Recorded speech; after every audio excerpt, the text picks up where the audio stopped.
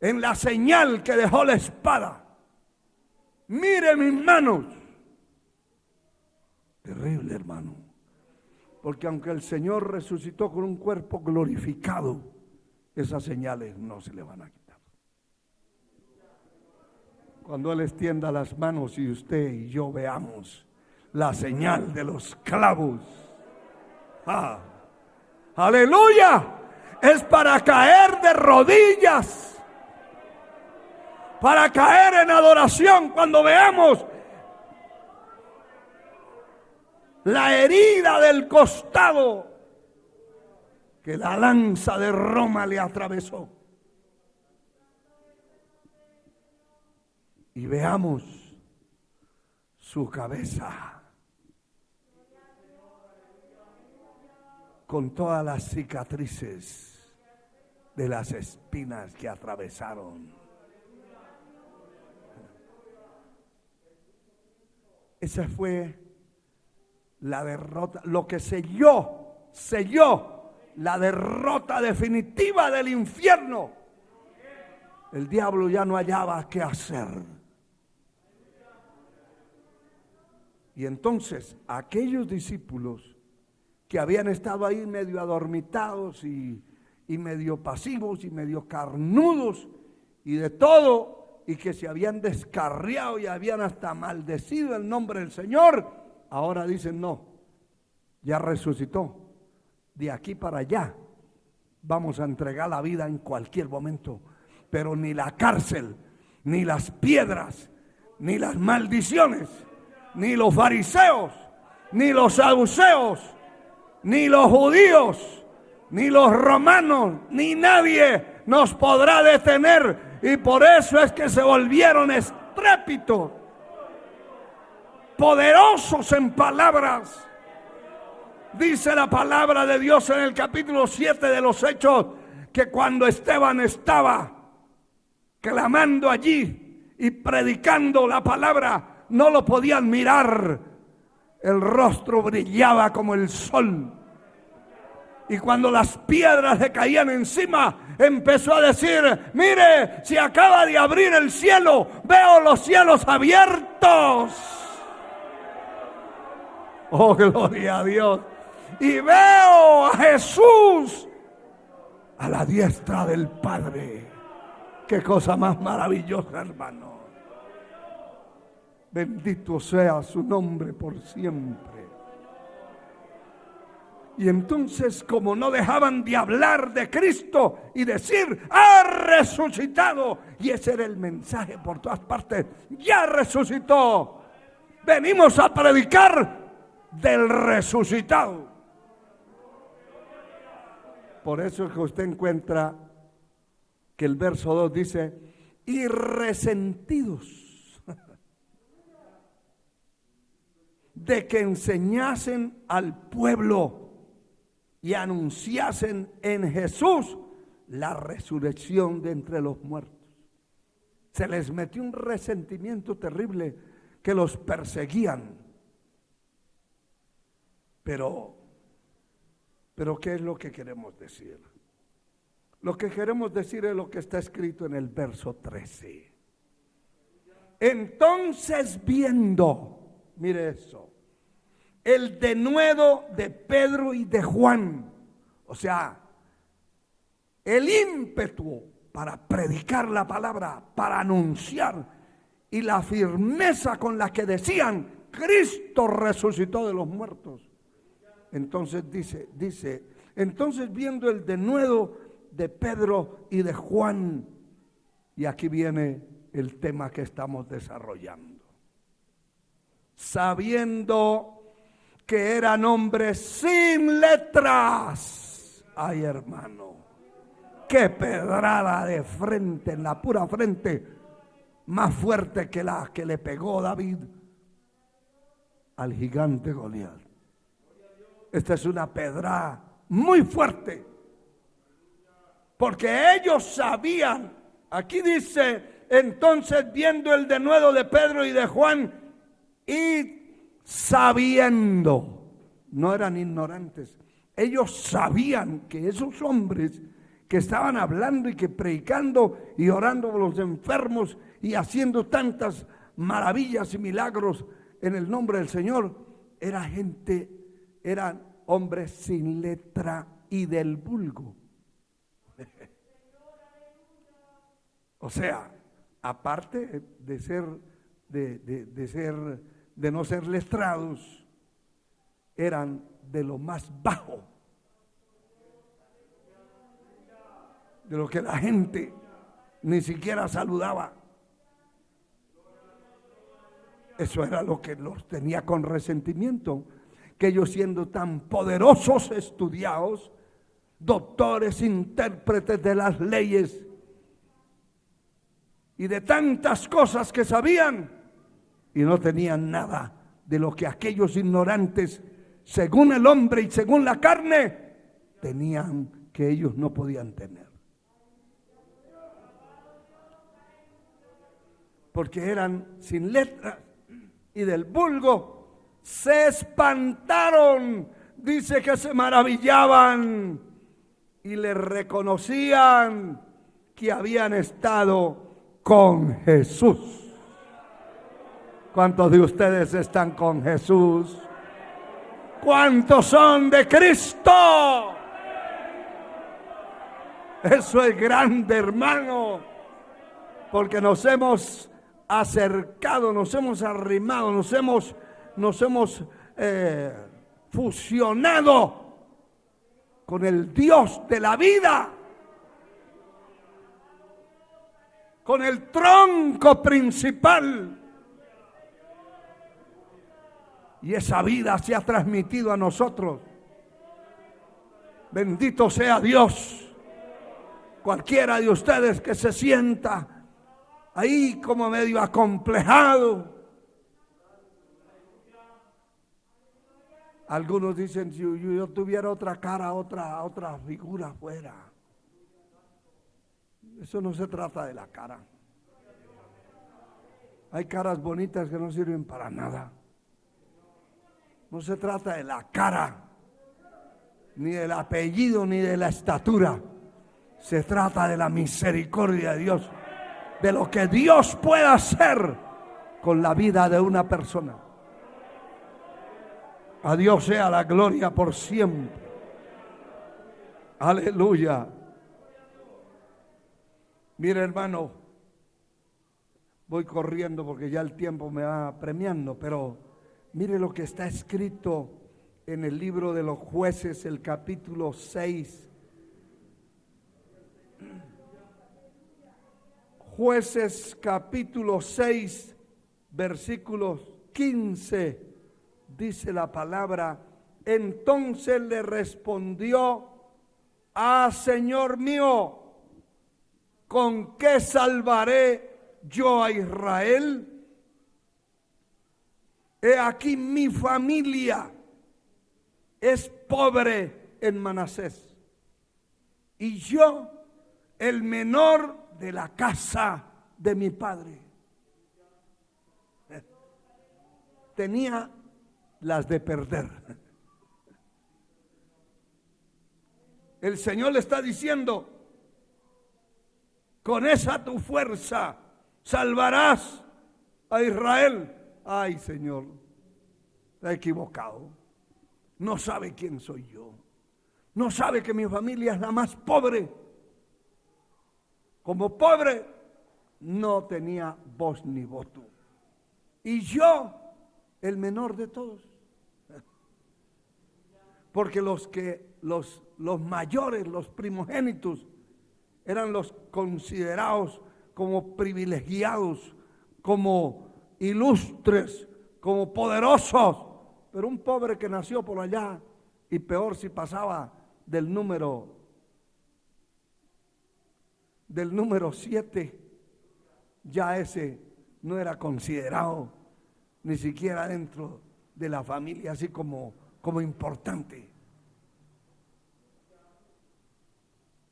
Cuando llegaban a la casa de Isaí para saludarlo, para llevarle un regalo, para visitarlo, salían los generalotes, aquellos grandotes, corpulentos. Y siempre preguntaban, ¿y todos son sus hijos? No, hay uno por allá escondido, por allá cuidando las ovejas. Ese ya no estaba contado porque se había pasado de los 7 y ya era el número 8. Eso ya no ni se contaba. Pero ahí es donde Dios cuenta. Donde el hombre no cuenta. Lo que para el hombre no es, para Dios es. Y Dios levanta lo que no es para avergonzar lo que es. Ahora sí lo entendió, que Dios levantó al menor de todos, al aislado de todos, que era David, para avergonzar lo que era. ¿Quiénes eran los que eran? Aquellos corpulentos. Para Dios no servían. Dios se goza, se alegra de levantar lo que no sirve. Por eso si usted dice, no, yo sí tengo una inteligencia desbordante y tengo, entiende, una percepción de las cosas, soy el sabio don elefante. El Señor dice, está bien, pero voy a levantar uno que no es. Voy a levantar uno que no tiene ni nombre. Y lo voy a levantar para deshacer eso que es. Bendita gracia. Bendita la misericordia de Dios. Recuerdo que en varias actividades importantes y grandes, en la carne y para el hombre, escuché con mis propios oídos decir de algunos que estaban alrededor, y van a poner a ese hombre a predicar. Acuérdese que hoy va a llegar mucha gente. Como diciendo, hay que poner uno sabio, uno grande, uno, ¿entiende? Escogido. Pero ese pobre lo que hace es ofender a la gente. Eso lo escuchaba yo ya con el micrófono en la mano. Ese es el hombre. El hombre mira la apariencia. El hombre se basa en lo que miran los ojos. Pero Dios levanta de lo que no sirve para constituirlo en la punta de lanza para romper lo que tenga que romper. No olvide esto que dijo este hombre.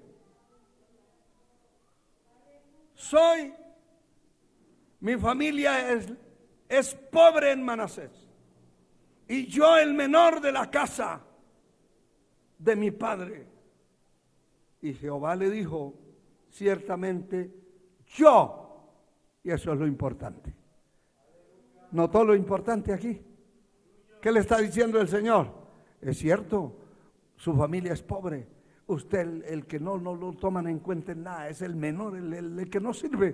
Pero yo, Jehová, voy a estar contigo. Eso es lo que marca. Eso es lo que importa. A Dios sea la gloria, hermano.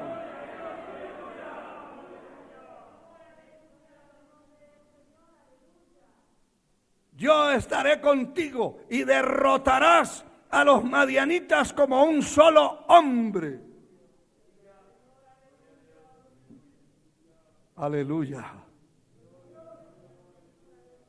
Y sucedieron unas cosas que el capítulo 7 dice, que quiero que las grabe en su mente, en su corazón. Gloria a Dios. Y me voy a quitar unos 5 minutos más. Pero grave esto, hermano.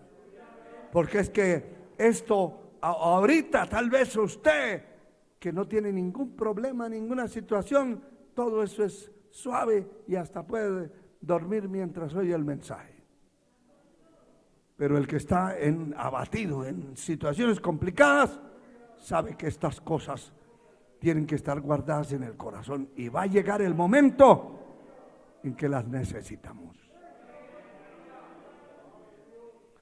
El capítulo 7, versículo 9, dice: aconteció que aquella noche Jehová le dijo: levántate y desciende al campamento, porque yo he entregado en tus manos. Y note lo que dice el verso 10. Y si tienes temor, ¿quién no iba a tener miedo, hermano? Usted sabe lo que es tener 300 hombres ante miles y miles y ante una coalición de reyes, porque eso no era uno solo, eso eran varios que se habían unido. Y este hombre inexperto, el menor de una casa y de una familia de pobres. Pero mire, el Señor le dice: y si tienes temor de descender, baja tú con fura tu criado al campamento. Y oiga esto: y oirás lo que hablan. Entonces tus manos se esforzarán y descenderás al campamento. Y él descendió con fura su criado hasta los puestos avanzados de la gente armada que estaba en el campamento. Y los madianitas, los amalecitas y los hijos de Oriente, 3 pueblos unidos para pelear contra 300 personas, estaban tendidos, mire esto, en el valle como langostas. Esos eran miles de miles, en multitud, y sus camellos eran innumerables. No iba a pelear con otros 200 o 300 como él. Y eran innumerables como la arena que está a la ribera del mar, en multitud. Cuando llegó Gedeón, he aquí, un hombre estaba contando a su compañero un sueño. Escúchelo bien.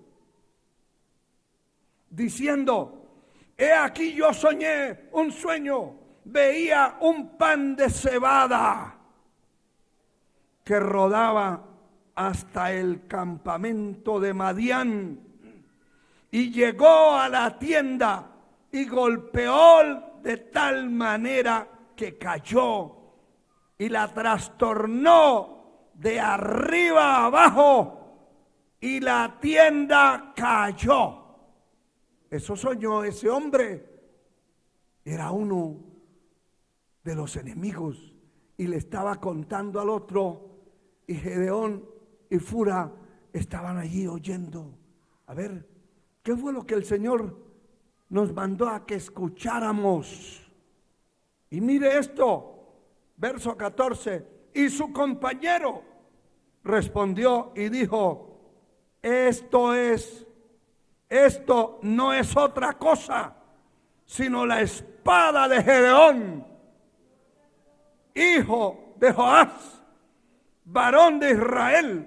Dios ha entregado en sus manos a los madianitas con todo el campamento. Cuando Gedeón oyó el relato del sueño y su interpretación, ¿qué hizo? Adoró. Y vuelto al campamento de Israel, dijo: levantaos, porque Jehová ha entregado el campamento de Madián en vuestras manos.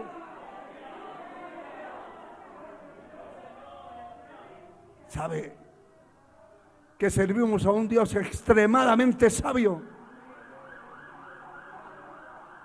extremadamente poderoso, Y sabe que Gedeón le había dicho al Señor: yo, el menor de todos y el pobre de entre el pueblo, la tribu a la que yo pertenezco y la familia son los más pobres. ¿Qué vamos a hacer?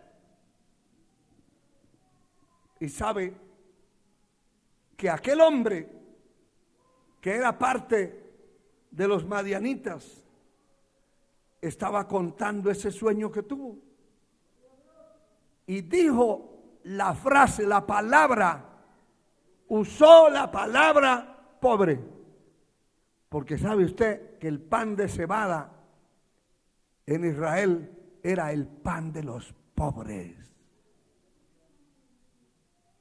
El pan de trigo era el pan aliñado y el pan con más proteínas y vitaminas, y lo vendían caro, pero el pan de cebada era para aquellos de escasos recursos que no se podían comer un pan de trigo.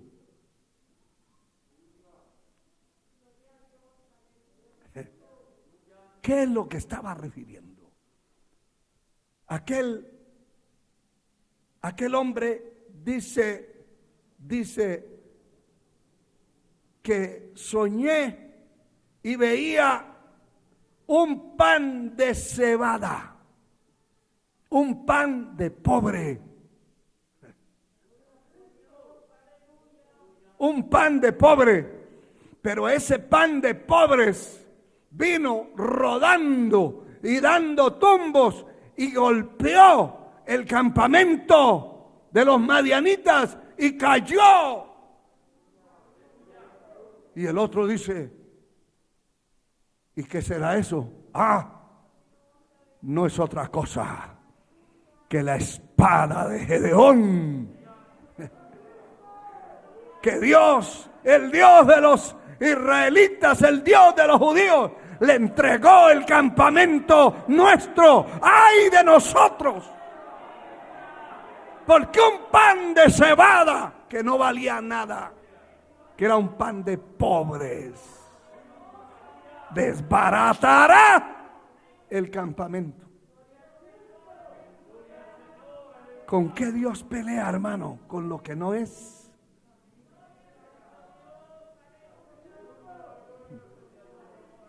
¿Se acuerdan del milagro de los peces y los panes? Los panes esos eran de cebada, porque no habían panes de trigo en las manos de un muchacho por ahí vendiendo en la calle. Un vendedor ambulante no andaba con panes de trigo. El pan de trigo estaba en los lugares populosos donde había cómo comprarlo.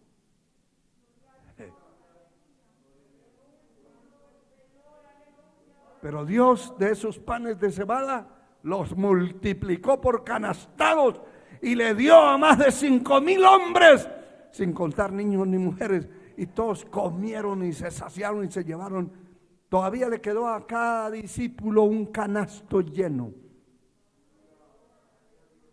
El Dios a que le servimos nosotros no es como muchos piensan, que es un Dios limitado y que estamos en esta situación y que mire y que quién nos sacará de esta situación. Por eso es que uno de estos días atrás les decía que para mí este tiempo de pandemia ha sido una gran victoria. Sí, Señor, una gran bendición, porque hemos podido orar más, leer más la palabra, predicar más la palabra, transmitir más mensajes, hacerle una obra, una guerra total al infierno. Las puertas del infierno no prevalecerán. Para mí mejor si esto sigue, esta situación sigue. Porque todo el que entiende se acercará a Dios. Todo el que entiende se consagrará a Dios. Todo el que entiende se apercibirá de que algo terrible, peor que eso puede venir, y entonces hay que estar preparado. Pero el que no, pues se encuevará, se descarriará o se morirá. Pero un día haremos un culto con todos los sobrevivientes covidianos.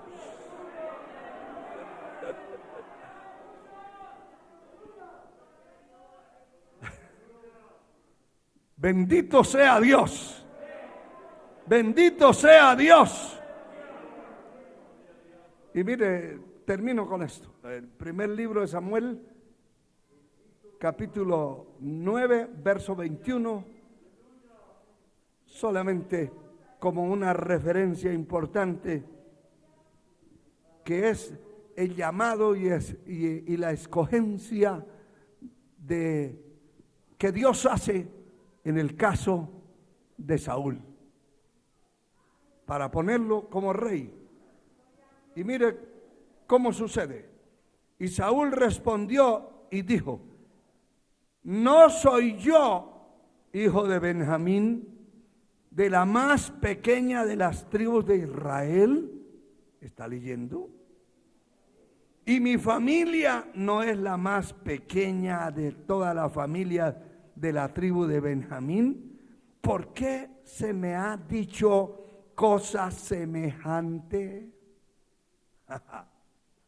Y eso es muy importante, que usted siga reconociendo que es una persona sencilla, humilde. El día que usted diga: ah, no, yo soy, si ustedes conocieran mi familia, se quedarían con la boca abierta.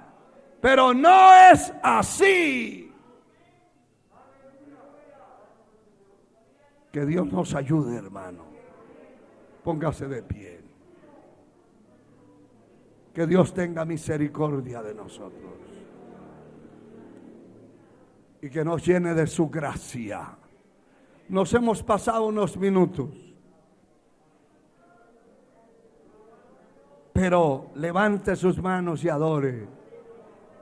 Así como hizo Gedeón, cuando escuchó eso, levantó sus manos y adoró y dijo: de aquí en adelante